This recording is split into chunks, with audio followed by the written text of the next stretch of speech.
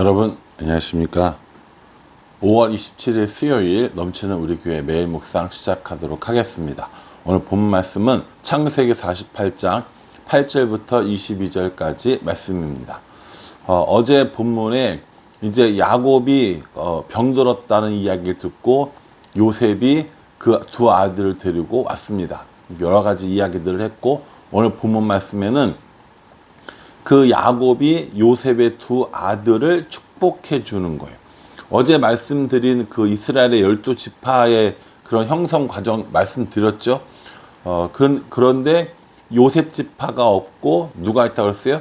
에브라임과 므낫세, 혹은 므낫세와 에브라임 그 두 지파가 더해져서 장자로 인정받았고, 그래서 12지파가 땅을 분배받고 레위 지파는 각 성에서 제사를 담당했다라는 이야기를 했어요. 그 이제 에브라임과 므낫세와 에브라임을 축복해 주는 장면인데, 오늘 그 이스라엘이 요셉의 아들들을 보고 이렇게 물어봅니다. 이 아이들은 누구냐라고 물어보니까 뭐라고 대답하냐면 9절에 요셉이 그의 아버지에게 아뢰되 이는 하나님이 여기서 내게 주신 아들들이니이다. 아버지가 이르되 그들을 데리고 내 앞으로 나아오라. 내가 그들에게 축복하리라 라고 이렇게 얘기합니다. 야곱이 이 두 아들을 축복하겠다고 하는 이 장면에서 요셉은 자신의 아들들을 뭐라고 이야기하냐면 하나님이 여기서 내게 주신 아들입니다 라고 이렇게 합니다. 내가 힘을 써서 얻은 아들이 아니라 하나님이 내게 주신 아들이라는 것이죠. 우리가 자녀들을 양육할 때 여러 가지 이제 많은 문제들이 생긴단 말이에요. 그 여러 가지 문제가 생기는 이유 중에 하나가 뭐냐면 이 자식이 내 거라고 하는 이런 마음 때문이라고 합니다. 자식을 내가 키웠어, 내가 낳았어, 내가 도와줘야 돼, 이런 마음 때문에 이 자녀들과의 이런 어떤 문제가 발생한다라는 이런 이야기가 있습니다. 오늘 이 요셉은 하나님께서 여기서 내게 주신 아들이라고 고백하면서 자녀들이 하나님께서 주신 선물임을 고백하고 있습니다. 저도 이렇게 생각했으면 좋겠고요. 여러분들도 이런 마음을 가지셨으면 좋겠습니다. 그냥 우리가 말하기 좋게 하나님이 내게 주신 선물이에요. 이 정도는 사실 얼마든지 이야기할 수 있거든요. 그런데 실제 아이들을 양육하는 데 있어서 하나님께서 이 아이들을 내게 선물로 주셔서 내가 키우고 내가 양육하고 내가 성장하는 것이 아니라 하나님께서 주시고 하나님께서 세우시고 하나님께서 키우신다 라는 이런 마음을 가지고 있다면 좀 일정 부분에 대해서는 분명히 자녀들과의 문제가 좀 줄어들지 않을까라는 생각을 해봅니다. 내 소유고 내가 키워야 하고 내가 돌봐줘야 한다라는 그런 마음 때문에 우리가 자녀들과의 관계에서 힘들어하는 경우가 분명히 있다라는 것이죠. 오늘 요셉의 고백처럼 우리도 자녀들이 우리들의 것이고 혹은 우리가 돌봐줘야 하는 사람들이 아니라 하나님의 것이고 하나님이 지켜주신다라는 이런 마음으로 그 자녀들을 보면 좋겠다라는 생각을 해봅니다. 또요, 이렇게 그 요셉이 아들 둘을 데리고 오니까 이 야곱이 축복을 해주는데 어떻게 해주냐면 오른쪽에는 장남을, 왼쪽에는 차남을 이렇게 손을 요셉이 얹어줍니다. 그러니까 오른손은 좀 어떤 권능의 상징 뭐 이런 의미가 있단 말이에요. 왼손보다는 훨씬 더. 그래서 뭐 축복을 한다던가 할 때 항상 오른손으로 이렇게 하고 하나님의 우편에 앉아 계시고 뭐 이렇게 어떤 권능을 상징해요. 그래서 큰 아들이니까 이 므낫세 머리 위에다가 이렇게 손을 얹었죠. 그리고 차남인 에브라임에게는 이렇게 왼손을 이렇게 얹어서 축복을 하려고 하는 겁니다. 그런데 야곱이 이 손을 이렇게 바꿔요. 오른손이 권능의 손이라고 그랬잖아요. 그런데 오른손을 차남에게 얹고 왼손을 이렇게 그 장남에게 얹는 모습을 볼 수 있습니다.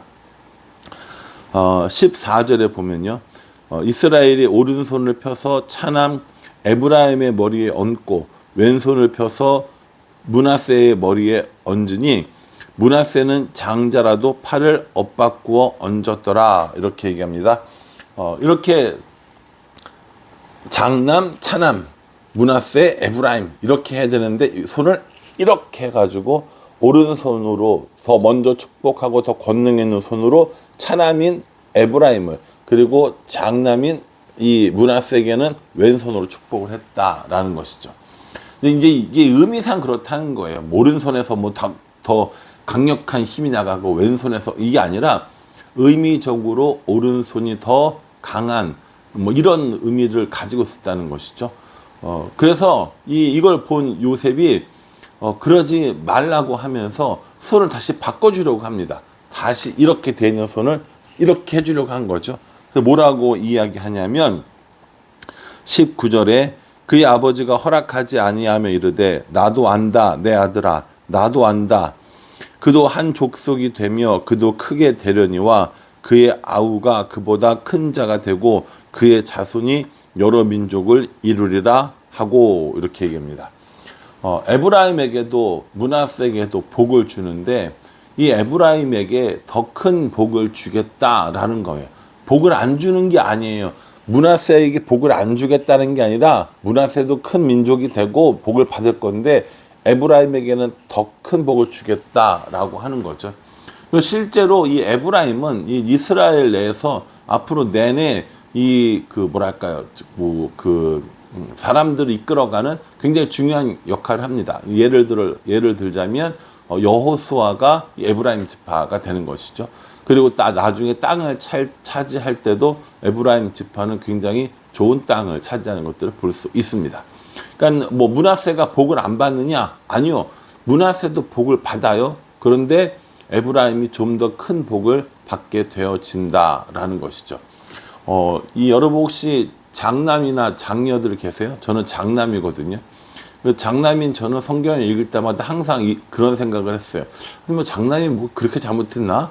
에서도 그랬고, 그렇죠. 에브라임 므낫세도 그렇고, 뭐 장남보다는 차남들이 더 인정받고, 차남들이 더 잘 되는 경우들이 종종 있는 것 같은 거죠. 그런 거 보면서 왜 장남에게는 이렇게 아무것도 뭐 차남이 더 좋게 해줄까라고 생각해 봤는데, 여러 가지 이유가 있겠고, 그 이유를 다 알 수는 없겠지만, 저는 어떻게 묵상했냐면, 자리로 평가하지 않는다라는 생각을 했습니다.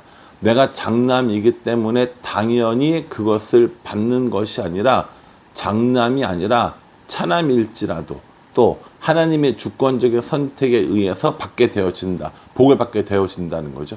그러니까 내가 예를 들어서 내가 목사니까 혹은 내가 목사의 자녀니까 뭐 이렇게 해서 복을 얻는 것이 아니라 내가 하나님 앞에 나아가서 하나님의 은혜를 입는 거고 또 하나님께서 주권적인 은혜, 하나님의 가지고 계신 그 주권적 은혜를 통해서 우리가 복을 얻는다라는 겁니다. 내가 목사이기 때문에 복을 얻는 것이 아니라 하나님께서 주셔야 얻는 것이고 하나님께서 뭐 첫째든 둘째든 누구에게 복을 주시던 하나님의 절대적인 주권을 인정하는 것이 중요하다라는 것이죠. 예를 들어서 제가 여기 뭐 지금 뭐 사과가 하나 있어요. 이 사과를 가지고 첫째를 두던 둘째를 주던 이건 누구의 마음입니까? 예, 아버지인 저의 마음인 거죠. 이걸 가지고 왜 나는 안 줬냐라고 이야기할 수 없다라는 겁니다. 이걸 주는 사람 마음대로 누구를 주던 상관없이 그것을 감사하는 마음, 저는 그게 하나님의 주권을 인정하는 것이라고 생각합니다. 우리가 인간적으로 생각할 때 아니 지금 므낫세하고 에브라임 둘 중에 므낫세가 뭐 특별히 잘못한 것도 없는데 뭘 굳이 그렇게 차남을 주십니까? 라고 하면 그게 뭐라는 겁니까? 그게 인본주의라는 겁니다. 그게 휴머니티라는 거죠. 인간의 관점에서 볼 때는 이해가 안 되는 거예요. 그런데 우리는 인간의 관점이 아니라 하나님께서 어떻게 하시든 하나님의 주권적인 섭리가 이루어진다라는 것을 인정해야 됩니다. 따지고 보면 이런 겁니다. 여러분 하나님께서 예를 들어서 저요. 예를 들어서 저를 구원해 주셨단 말입니다. 제가 뭘 잘해서 구원을 해 주세요? 저희가 잘하는 것들이나 저의 능력이 저를 구원하게 만든 것이 아니라 하나님께서 하나님의 주권적인 선택으로 저를 구원해 주신 겁니다. 마찬가지로 둘째 아들이어서 혹은 장남이어서가 아니라 하나님께서 주권적으로 에브라임을 선택하셨다라는 거예요. 이걸 인정하는 거. 하나님 너무하시네 라고 생각하지 않고, 하나님이 그렇게 하셨으면 하나님의 이유가 있겠지, 하나님의 방법이 있겠지 라고 고백하는 거, 저는 이게 신본주의라고 생각합니다. 인본주의 사상은 이미 우리들 마음속에 많이 있습니다. 그래서 인간 중심으로 생각하려고 하지만 인간 중심이 아니라 하나님 중심이어야 하고 또 하나님의 말씀 중심이어야 한다라는 겁니다. 에브라임이 왜 복을 받았는지 정확히 모릅니다. 제가 왜 구원받았는지 저도 정확히 모릅니다. 다만 분명한 것은 하나님께서 선택하셔서 에브라임의 복을 주셨고 하나님이 선택하셔서 저를 구원하셨다라는 겁니다. 아무런 구원받을 만한, 복을 받을 만한 어떤 일도 자격도 없음에도 불구하고 하나님께서 그렇게 해주셨다라는 것이죠. 그러니 여러분, 단순히 우리가 내가 뭘 잘해서라고 생각하지 마시고요. 하나님께서 온전히 주권적으로 우리를 선택하셨고 우리에게 은혜를 일방적으로 선포하셨음을 기억해야 하는 겁니다. 저 사람에게는 왜 그만큼을 주고 나에게 이만큼을 줍니까? 라고 하는 상대적인 이 평가가 아니라 하나님께서 아무 공로도 없는 나를 구원하시고 복을 주셨음에 감사하는 것, 이것이 신본주의의 사상을 가지고 사는 거라고 저는 생각합니다. 이렇게 에브라임과 므낫세의 복을 주고 이 야곱은 뭐라고 이야기했냐면 21절에 이스라엘이 요셉에게 또 이르되 나는 죽으나 하나님이 너희와 함께하사 너희를 인도하여 너희 조상의 땅으로 돌아가게 하시려니와, 이렇게 이야기합니다. 뭐 한다는 거예요? 지금 애굽에 살고 있지만 반드시 너희가 다시 이 가나안 땅으로 올라가게 될 것이다 라고 얘기하면서 언젠가 다시 출애굽을 할 것이다라는 이 말씀을 명확히 해주시죠. 한 430년 정도 뒤에 이 이스라엘 백성들은 이 야곱의 말대로 정말 애굽을 떠나서 가나안 땅으로 올라가게 됩니다. 그 가나안 땅으로 올라가는 그 과정을 그린 것이 출애굽기, 그리고 그 과정 가운데 광야에서 생활하던 것들을 이야기해 주는 것이 그것이 민수기, 그리고 그 여호수아를 선두로 해서 가나안 땅을 어떻게 차지하고 분배하는가 나오는 것이 여호수아. 그러니까 여러분들 말씀을 쭉 읽으면서 이러한 스토리들을 기억하시면 훨씬 더 이해하기 쉽다라는 것들을 꼭 기억해 주셨으면 좋겠습니다. 오늘 이 말씀을 통해서 하나님께서 우리에게 주권적인 은혜를 주셔서 복을 선포하셨다는 것, 하나님께서 자녀들을 우리에게 선물로 주셨다라는 것, 이 사실을 기억하시면서 하나님께서 우리에게 주신 그 은혜에 감사하며 우리들의 자녀에게도 동일한 그 은혜가 있기를 기도하는 우리 모두가 되기를 주님의 이름으로 축복합니다. 기도하겠습니다. 하나님, 오늘 야곱이 에브라임과 므낫세를 축복하는 장면을 봅니다. 하나님이 주신 선물임을 잘 알고 있었던 요셉처럼 우리도 우리들의 자녀들이 하나님의 선물임을 기억하며 살아갈 수 있도록 도와주시옵소서. 하나님, 자리로 판단하는 것이 아니라 하나님의 주권적인 은혜가 있음을 저희들 기억하기 원합니다. 그러니 나를 구원해 주시고 내게 복을 주신 그 하나님께 감사하며 다른 사람이 어떠한가에 대한 관심이 아니라 하나님께만 집중하는 우리가 될 수 있도록 은혜 베풀어 주시옵소서. 예수님의 이름으로 기도합니다. 아멘. 여러분 이 말씀 기억하시면서요, 하나님께서 주신 아름다운 자녀들, 그리고 하나님께서 내게 주신 하나님의 주권적인 은혜와 복을 기억하면서 오늘도 그 하나님과 동행하는 우리 모두가 되기를 간절한 마음으로 기도하겠습니다. 감사합니다.